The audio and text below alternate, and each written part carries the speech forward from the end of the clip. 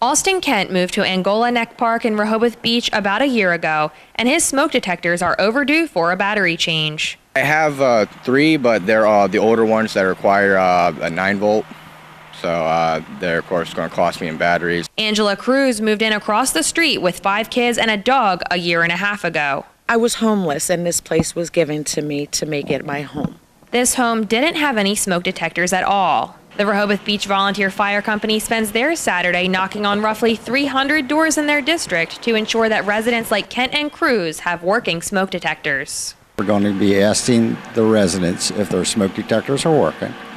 If they don't know and they don't know how to check them, we're going inside and check them for them.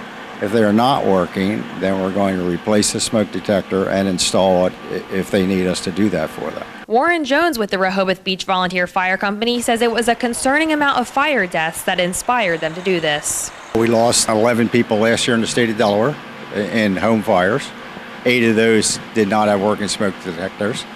And so far this year, unfortunately, we've already lost 3.